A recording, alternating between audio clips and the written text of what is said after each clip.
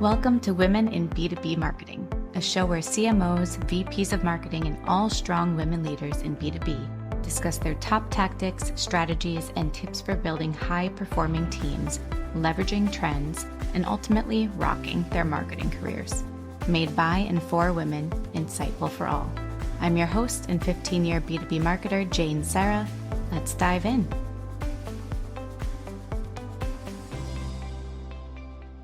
Okay, thank you everybody for joining us today for this episode of Women in B2B Marketing.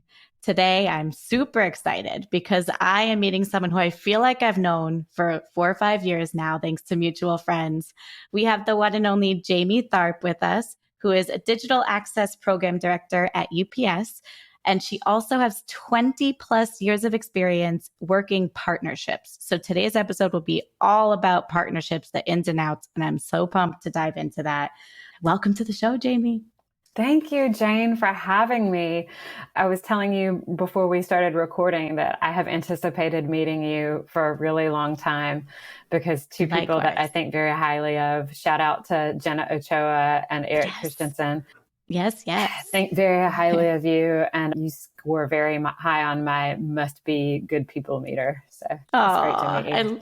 Thank you. Likewise. And same to you. Jenna Ochoa and Eric both always raved about Jamie when I was at this is where we both had a past at so check them out. Awesome company, awesome people. But her name always came up in conversation in the most positive of light. Just ideas that she had shared, things they wanted to continue doing on the partnership side, leadership advice, left and right. So I always was like, I need to meet this Jamie one day. So finally, we're here, and everyone gets to enjoy it. And I think it's hilarious that we're actually, our first conversation, we're recording and publishing. So nice to meet you. Record. Yeah, I know, exactly. Only in 2024. So true. One day we'll get drinks off the mic and we'll have more fun. So one thing I want to dive into, and there's so much to unpack here on partnerships, but how did you first get into the world of partnerships and what does this mean to you? Yeah, we talked about this briefly already, that partnerships can mean so many different things. Yes. So I started the first 8 years of my career were really in strategic account management, like client management. Yeah. But there's a lot about that is very similar to strategic partnerships, which is what I work in now. And it's back in the day, just to date myself, I first worked in quote unquote partnerships with strategic clients at a company that provided the technology to bring mobile content to end users. So this is back 2000 to 2008.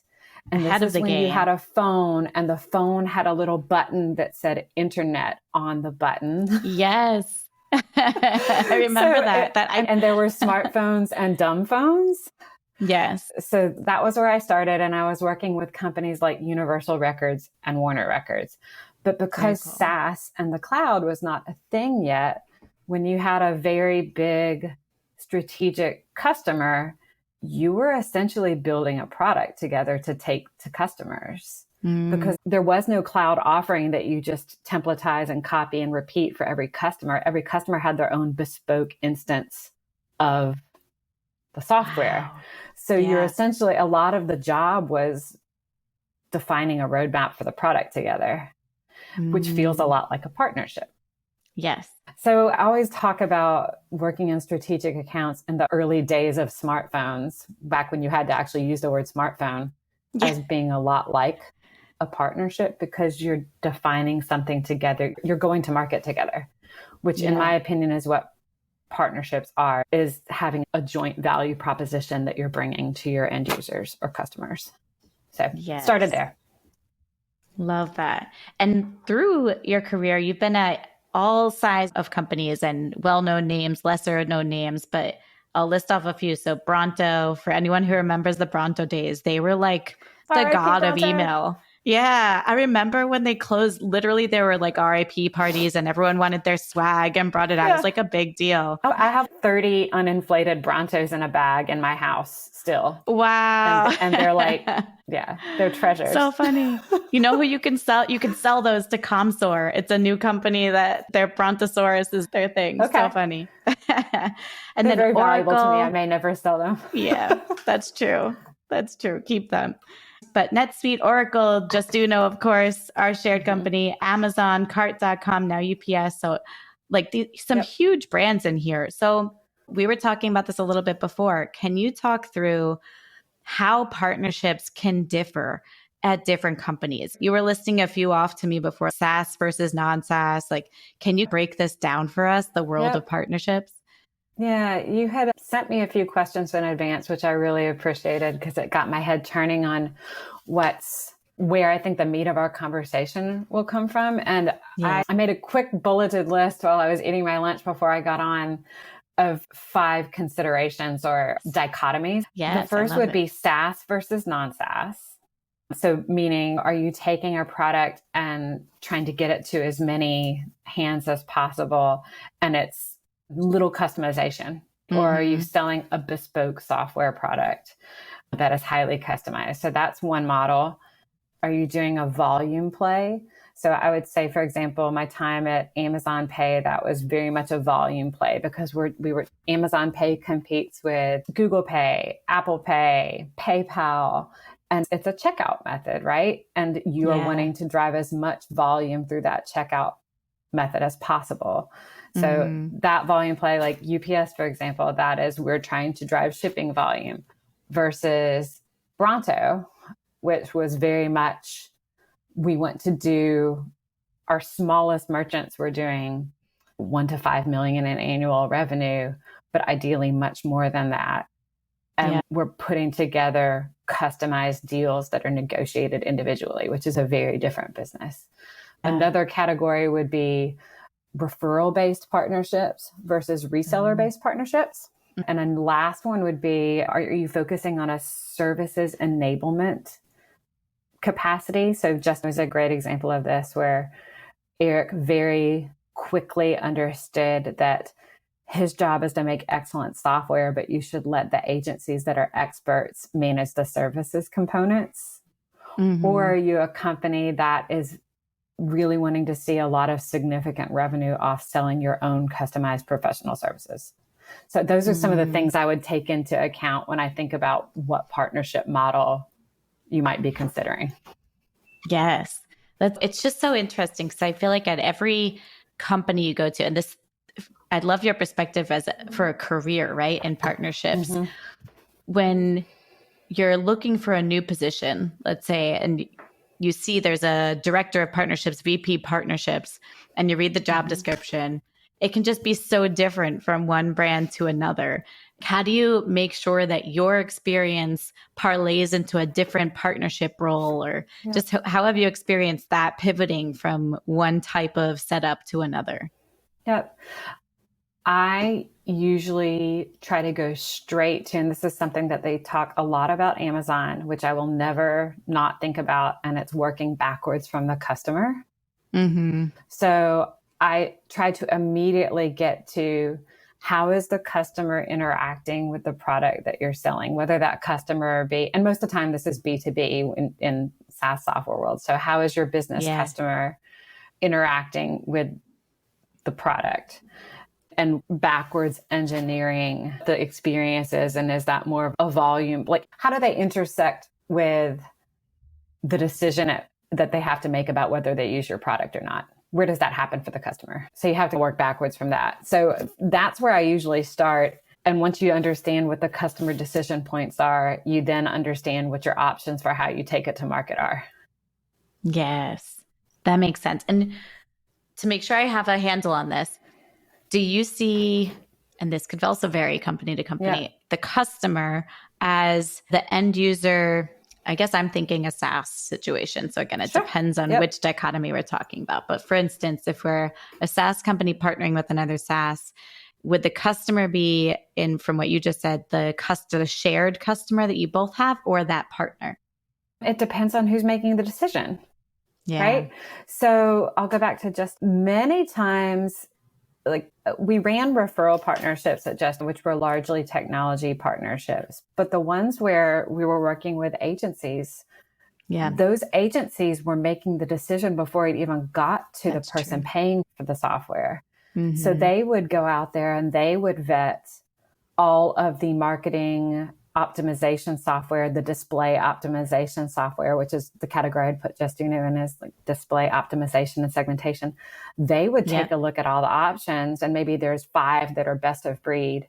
They would look at them all and then say, we're going to sell these 1 or 2, maybe 3. Yep. And so that's where the decision point's happening. And so by the time it got to the merchant, who is the person actually paying for the software. So we'll say like an Allbirds or somebody. Once it gets to Allbirds, the agency's probably saying, hey, we've got one picked out for you. This is the one that we really believe is going to fit your needs the best. You're heavily using this e-commerce platform. And of the 3 that we work with that we've already pre-vetted, this is the one that's best suited for the e-commerce platform you work with. So that's what you'll be using. Do you have any problems with that? And they're like, no, that's what we pay you for. Yeah. So it's knowing what matters to the partner in that case, because the agency in that case is making the decision. It's who's making, where is the decision being presented is what determines the partnership model. So smart. So what matters to the person making the decision, and how to make the partner, depending on where they fit in this model, look good to the end user, whoever that ends up being, That's right? To strengthen that relationship. In the case of Bronto, and I'm sure it's probably similar for Klaviyo. Klaviyo works a really great hybrid model where they have an agency model, and then they have a lot of customers that are just coming in their self-serve interface and making the choice for themselves. And maybe they already have their short list of software, but it goes to working backwards from that, the buyer, and understanding what process they use to make their decision. Are they relying on a trusted advisor to present them with the best option, or are they wanting to vet it for themselves? Yes. Yeah. So true. And within the world of partnerships, I've seen over the past few years, and tell me if you've seen the same thing, that it's become almost something that sales owns, or it's just become very heavily sales. And it didn't historically used to be that way, at least in the companies I was working at. So how do you see partnerships working with sales and marketing teams alike? I feel like partnerships has become, in the SaaS space, especially really synonymous with sales. Yeah. And that's because I think partnerships act as a lead qualifier. And for example, most software in SaaS world is in the hub and spoke model is very common. So Shopify is like a mega hub, and it's got all these spokes that shoot out, and the partner as a lead qualifier of determining what that tech stack is that the merchant is probably using. So just by going through a partner, you've already almost put a filter on your sales funnel or on your marketing funnel to say, just by working with this partner, we already know we're only getting Shopify. They probably use this provider. They probably use this loyalty provider. So it's almost like it's a pre-qualification filter. So you're going to get a higher ROI on any leads you bring through that filter. Yes. I think that's why partner marketing has always been a huge channel for me in every team I've been a part of. You nailed it, because it filters out, like it hones in on exactly your ICP if you get the partner right. Exactly. And so then you've almost got, you're applying a filter, your partner's applying a filter, and then you put those together and you've got this supercharged lead pool that is very unlikely to have anything in it that's out of profile. Yes. So the power, I love partnerships. I could talk partnerships all day. Yeah. So where do you see partnerships? And it doesn't have to be your current position, but throughout your career, have you worked really closely with marketing and sales? And how has that evolved over the past 10 or so years? Yeah, that's an interesting question. So I've almost always worked really closely with sales until I got into more volume-driven businesses where we're not doing as many custom bespoke deals. And it becomes more about how do you get yourself to the customer that's making the decision using a SaaS interface and never talking to somebody. So in that case, if they're not talking to a salesperson, if it's a self-serve selection process, then sales might not be relevant. And it's very much about marketing and also very much about user interface design. And you become very dependent on, if the partner owns the user interface, you become very dependent on the way you are integrated into that partner's user interface because they control the UI. Yeah. So that's when sales is probably less relevant. Sales is very relevant if you are, maybe you're going to market, you're going to your customers in a bifurcated path where you've got a volume play for everybody under a certain revenue threshold, but from a certain revenue threshold up, you're doing custom deals. You might take a two-pronged approach. And in that case, both Bronto and Justo knew I was working hand in hand with sales teams every day. I think the one thing that you actually didn't really ask was, you asked about how much I've worked with marketing. Yeah. But you didn't ask about product. And that's something that Alice Walker talked about in your last episode. Yes. Which I think is really important because I think product marketing plays a really important component in partnerships. Again, especially where you're the spoke and your partner is the hub. Yep. Because ideally, you can work yourself up from, let's say you're one of 500 spokes that plug into a hub. Ideally, if you're doing your job as a partnership team, you're making yourself matter enough to that hub that they want to get you closer and that they want to hear from you directly. And then the holy grail would be that you are actually facilitating conversations directly between your product team and that hub's product team, or you're facilitating conversations between a partner marketing team and that ecosystem owner's partner team. So I'd say that's the role, is to act as a facilitator. And ideally, if you do your job really well, you might be able to even step out of the picture and have your product teams speaking directly to each other. But that means that assumes that you've already done enough to make yourself rise above the rest, that they would want to hear from you directly. That's assuming and then you each don't other own prioritize the ecosystem. Yeah. That's so true. I'm glad you called that out, because I feel like partnerships, I keep thinking this hub and spoke now. You have that visual set in my head, but it can be like partnerships can fuel product, sales, and marketing in different ways, right? Super oversimplified. With product, you can just amplify how the capabilities by combining, for example, one SaaS with another SaaS, the power of those two combined unlocks new feature capabilities. Correct. Or they can build something together that just helps you both combat competitors on either side. Correct. Then there's sales, where you can communicate this in one-to-one deals, get something set up depending on the price point and opportunity. And then there's marketing, sharing all of that information and the capabilities to a bigger audience, right? But partnerships is at the core here. And again, I just think of that as being like a built-in filter that just helps you be more relevant. If you have the right partner stack, then you're immediately going to increase your relevancy. Yes. Yeah. Are there any, and this has probably, I'm sure, vastly different from company to company and different resources and budgets for different teams. Are there any tools that you've just loved working in partnerships that have made your life easier? Yes. I could not. Built with. Yes. Built with whoever. I can't believe I've never researched the story of Built with, but the ability to drag and drop multiple technologies and say, show me the user set this interacts with, is so incredibly powerful. Yes. So Built with, I've never held a job where, actually the job I currently have is probably the first job I've had where Built with wasn't a plugin in my browser. Yeah. So yeah, I'd say Built with, and I'm sure I've been a little bit out of the tech, like needing to analyze the tech stack, because right now the job I have is very much focused on one strategic partner. So I don't have a lot of need to analyze the tech stack, but anytime that I have needed to see who else is in this, who is in our ideal customer profiles, typical stack, Built with was indispensable. Yeah, agreed. I feel like that's something everybody wants, just feeding into their CRM, right? To identify those opportunities. Yeah. I love that.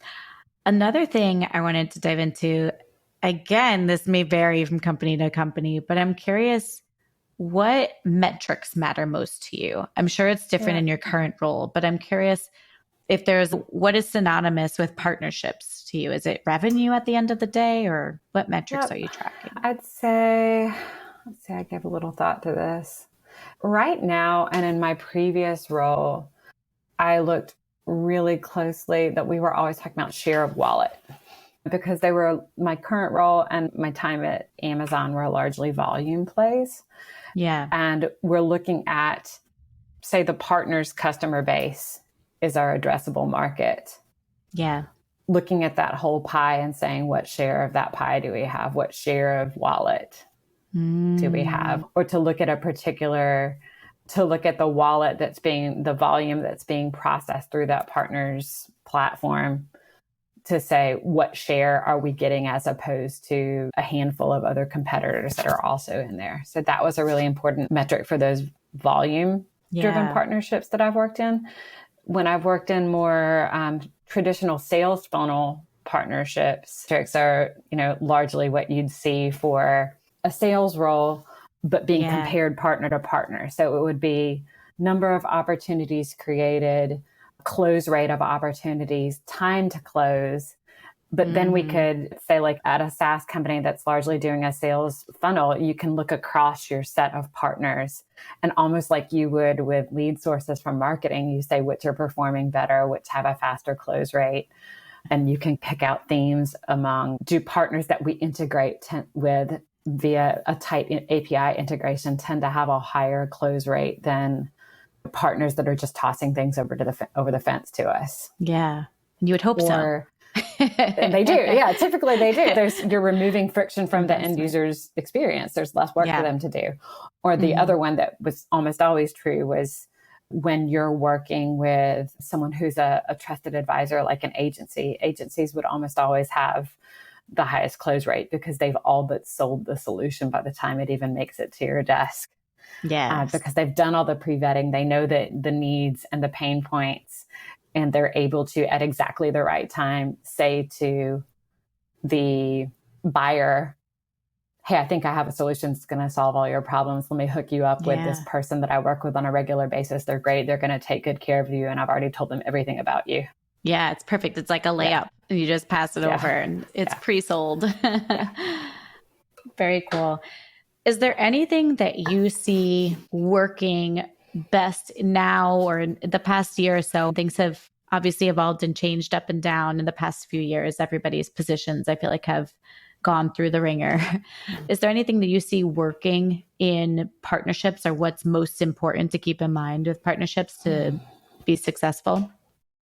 It's interesting. Like, I was reflecting on, after having worked in some form of partnership for a very long time and working in software before SaaS or cloud existed, everything was bespoke. Everything was custom. And then with the rise of SaaS, which I don't think will ever go away, there was this huge shift to everything is self-serve. How do you make it as frictionless as possible to never have to speak to a human? Yeah. But I feel like now I'm seeing a swing back to missing human interaction. And so I feel it's like fashion, or with any cycle, the pendulum swings really far one way. And then we go, hey, that was great, but we missed this. Let's bring it back. So I feel like in partnerships, leveraging a partner to sell your product who has influence and insight into the buyer's experience is becoming more valuable again. Yes, I agree. I think something I've heard about you too through the grapevine is how you've always emphasized the power of relationships. So that kind of makes me think of that. I agree, especially post-COVID, people are just hungry for human interaction again, and that just being able to have a conversation like this and talking to people and knowing who they are versus the self-serve. There's a time and place for both. Sometimes I just want to buy my thing and be done with it. Depends. But you also want to know that if someone can make it painless for you to be seen and be heard, that's really valuable too. Yeah, exactly. And with partnerships, like, it's probably one thread through all the different types and formats of partnerships, teams, and different dichotomies, as you have said, one thread is that you're building a relationship with either one partner, multiple partners. It's like ABM marketing. It's making me think of the one-to-one, one-to-few, one-to-many approach. Yeah, like that's where you're right. building that relationship with them over time. Yeah, absolutely. And I think too, especially in today's SaaS self-serve world, there's even a role for familiarity of partnering technologies that you see integrate a lot, because we get very familiarized with certain user interfaces and we derive a level of comfort from what things usually look like. And if you can integrate really through a partnership, you can integrate technology really natively or seamlessly into a user interface that a merchant is already living in, that becomes very valuable. Yeah, so agree. I know from a marketing perspective, I think partnerships are just paramount for everything. So to me, if I'm running any kind of campaign, almost every campaign, if you loop in a partner that makes sense for that campaign, it doubles your reach, maybe even triples, right? So to me, from a marketing perspective, partnerships and working with your team is so key for success and for just getting in front of the right people, applying those filters and more than what you have in your own database. Is there anything you would say marketing teams should keep in mind, or how we can better leverage partnerships teams? Yeah. I would say it's one thing. I'd say if there's a crawl, walk, run methodology for partnerships, crawl is that you're both talking to the same merchants with ideally non-competing products. Yeah. Right. Walk would ideally be that your two products are actually integrated into each other technically, ideally via an API or something like that, where a good example was always email marketing and personalization. Yep. That personalized information about a buyer can be pumped into an email marketing platform. Yep. In such a way that you're able to personalize your messaging more. So I'd say the walk is technical API integration such that a product that's greater than either of those products are as standalones is being brought to the buyer. And then run, I would say, is really deeply integrating it and making it just a really kick-ass integration with all the bells and whistles. And when it comes to marketing, one thing that I often notice or have noticed with marketing teams that maybe aren't as accustomed to working in a partnership scenario, maybe they're more used to bringing their own individual value prop to market, is they'll mention the partner, but they don't necessarily think to pull in what the unique value proposition is of what those two softwares actually do together. Yes. So developing those joint product talking points that say, and when you put together milk with cookie, you get the best combo ever. You get this nice, moist and flaky, crumbly thing. Yes. Yeah. That's such a good comparison. I feel like you need to make a t-shirt with milk and cookies and partnerships and marketing. Right. And I think that's sometimes what, I don't want to say inexperienced marketing teams, so marketing teams that aren't used to having to carry more than their own value proposition sometimes will drop a partner's name, but they don't actually talk about what the integrated joint value proposition is. Yes. And that's where I feel like you really start to cook with grease, as they say. Yeah. That's when it really such a good point. Yes. So to reiterate, and emphasize what you just said, because I think that's such a good point, is that so two things I'm taking here. One, yes, working with partners can amplify your reach, but that's just step one. Step two. That's just getting the pool of pre-qualified merchants, but then it's about the value prop. Yes, then you have to actually market to them on whatever you're collaborating on. So making sure the messaging is highlighting the USP beyond yours plus theirs. What are you combined? It's the 1 + 1 = 3 model. Yes, that's right. So my second thought is the same way marketers, I think by now, are very ingrained in sales and listening to sales calls on Gong and taking away concepts on the ground and what's feedback constantly aligned with sales. The same thing should be done with partnerships teams. So the unique selling point that you know way more deeply than the marketing team needs to be communicated. Marketing needs to ask to either be in on those conversations, get the gong recordings or an outline of some sort so that they're aware of that and can loop it into the content being created. Absolutely. As I've progressed in my career, one of the things that you see a lot in software is a software product being sold natively through another software platform, right? So you may never actually go, I keep coming back to email marketing and optimization software, but let's say, for example, with the example of email marketing or like the world I work in now, shipping, you may never log into that interface. You might experience that product through another product that's your home base. Yeah. So what I was saying was that when you don't own the user interface for where your product shows up, it's hard to get to the voice of the merchant. Yes. And that's one thing that I think can be really valuable in a partnership, is leveraging that partnership to get closer to the voice of the customer or the voice of the merchant. And to me, that's a true partnership when you're bringing an integrated product to market. Yes. That is something more than either of those products is by itself. And then as a marketer, leveraging that partnership to survey the voice of the merchant or survey the voice of the customer. Yes. And hear what their experience is with your combined product, especially where you don't own the experience. Yes. That's such a good point, because there's always different setups and situations. You might be even white labeled with a partner where you never can actually market to the end user together. You had situations like that. Yeah. At Just Una, we had a few like that where we were white labeled and we're like, oh, but we really want to get in front of this potential customer. We could sell it together, but it doesn't work out that way if we're white labeling. But that feedback loop is so critical, like having that relationship with that partner and pulling what insights you can from what the end users are saying, so you can improve what you can and provide the right enablement, even like partner enablement. That's exactly right. And that's where relationship building is so important, because most companies don't want to just hand over access to their customers. Yes, especially nowadays. So especially in a reseller or a white label situation, having a trusting, functional, strong relationship with your partner can build the trust that allows them to want to let you get close to your joint merchants.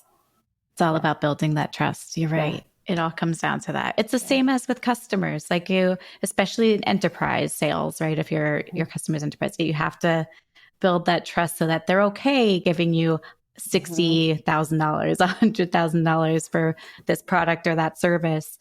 You have to build that relationship over time and have them trust you. And that's why I think things like customer advisory boards or joint product boards, where you can actually agree to sample a set of your merchants together jointly, that kind of thing can be extremely valuable and can actually up-level your partnerships, because you're now discovering shared learnings together.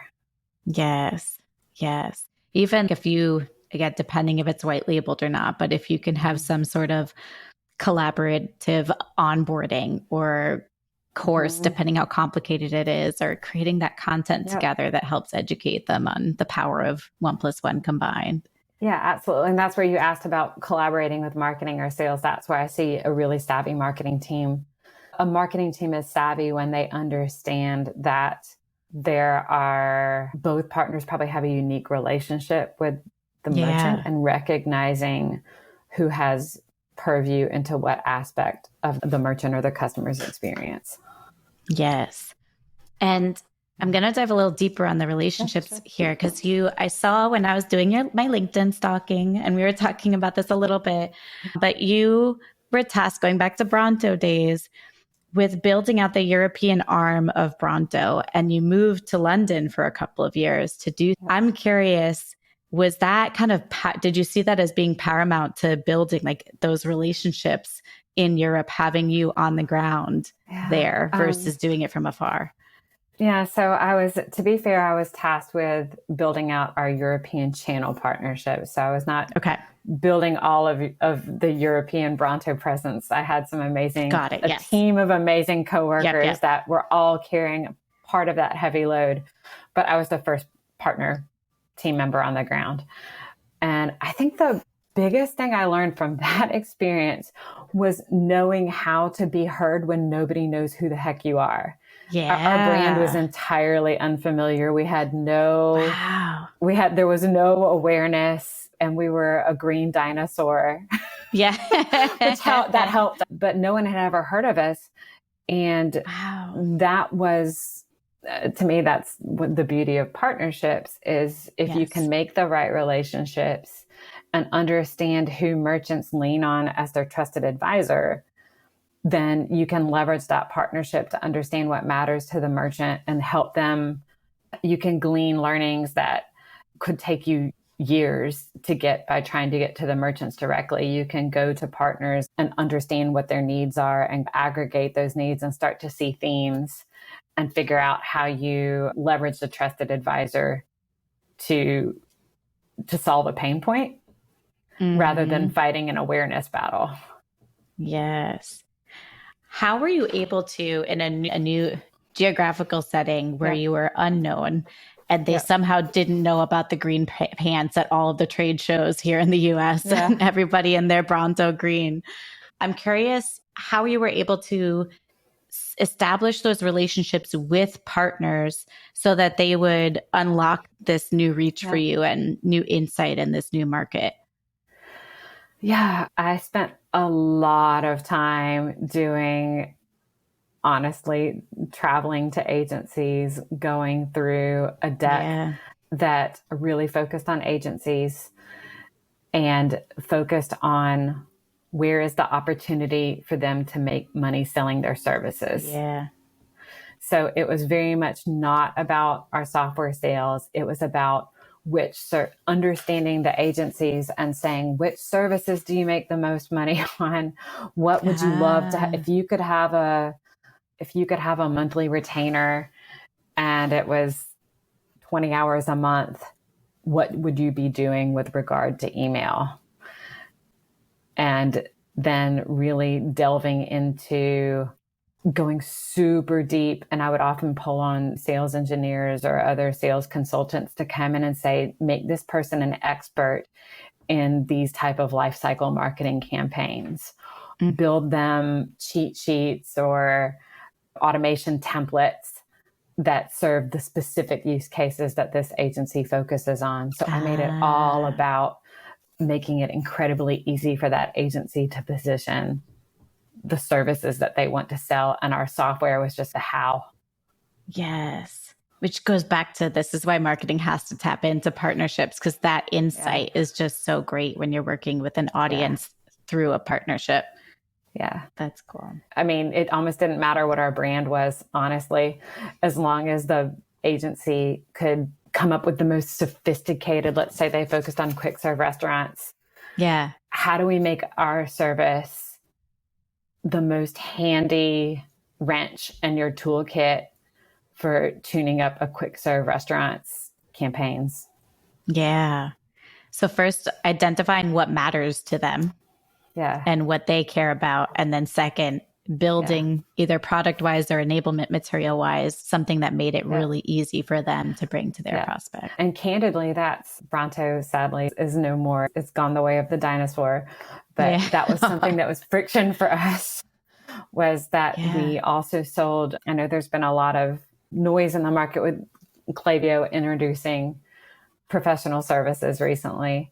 And that was something that was always a hurdle for us at Bronto, was that we had a professional services team that was really talented and could do a lot of good things. So I was always threading that needle with, can we agree to take our professional services off the table to allow this agency to not be alienated by our own services? And that was something that when I came to Justin, that's what attracted me to Justin, because Eric very smartly early on said, our job is to build software. These people's job is to be experts in using it. Let's make them experts. Yeah. That was so exciting to me, to be given carte blanche by the founder of a company to say, go make experts out of our software, and we'll figure out what price they want to charge for it. If they can be rock stars, our software will get sold. Yeah. It takes away that friction point of being any sort of a competitor. That's really key also for marketers to make sure, because some partnerships, there are components where you can be competitive, especially if you have the same audience and if you offer services and you're partnering with a service company. It's definitely something to be super aware of on the marketing side.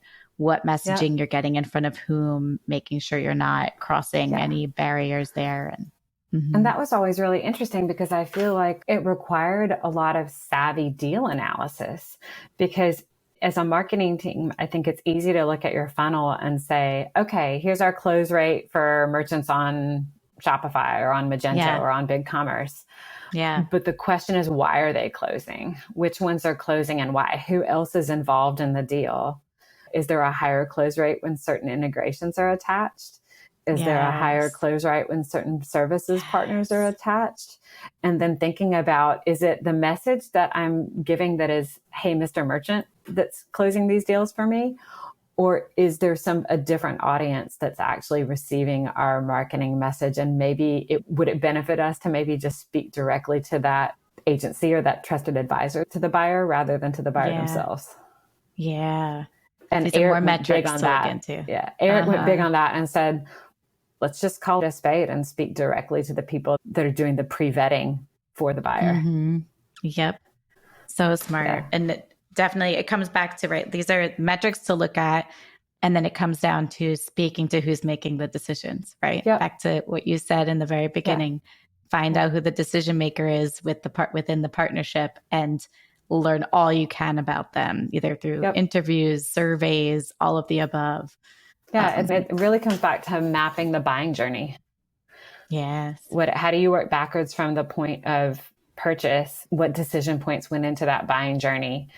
And at what points is a decision about your product potentially being made? Yes.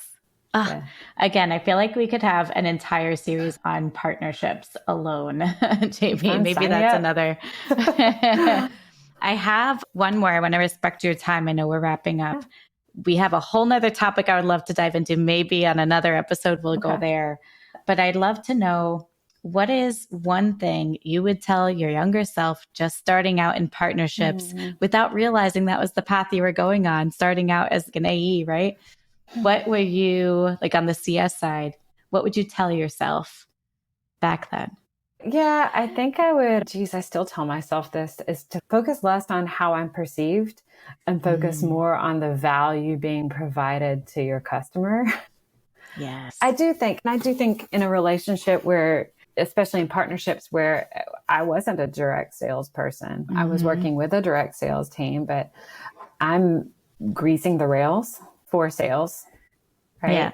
I think that intermediary relationship that I held as someone in a partnerships professional, relationships and perception of me as professional was important. But when it really starts to take off is when you get close to the customer experience. And like they always said at Amazon, work backwards from the customer. And if you're not clear on what pain point you're solving, whether or not you're working directly with that customer, you're not going to see as much success. So the faster you can get to focusing on the customer, the faster you're going to hit pay dirt. I love that. That's also, I think, great advice for marketers too, is to always get as close as you can to the customer experience, because that's how you'll identify the value that you're bringing. And every human, especially women, need to focus less on how we're perceived and more on the value we bring. So good reminder. Absolutely. Awesome. Jamie, thank you so much for joining us on the show. I so appreciate it. I'm so glad to finally meet you and everyone else to meet you. Thank you for having me. It's so nice to meet you. And I'm a fan of your show, and I'm a fan of your authenticity, and your approach is commendable. You keep things very real and very relatable. And then the people that you've brought on your show have a lot of interesting insights to share. So thank you for having me. Yes. Thank you. I agree. I think all all of my guests. I would love to have an event one day and bring all the guests to it because it would be such a kick-ass that'd be so fun. event, right? Like a something or yeah, oh my gosh, it'd like be a so panel. Cool. Coming maybe 2024, Yeah. 2025. We'll see. Yeah. But thank you, Jamie. And where can everybody connect to follow your amazing content and input? LinkedIn best, or reach out to you directly? LinkedIn is where I'm at. I think I'm just / Jamie Tharp. Yeah, I'll link in the show notes so for easy clicking. But thank you for joining, and thank you everybody for listening today. If you like the show, share with a friend, rate. Every review gets us closer to more ears, more eyeballs once we're on YouTube. So thanks everybody. Thanks, Talk Jane. to you soon.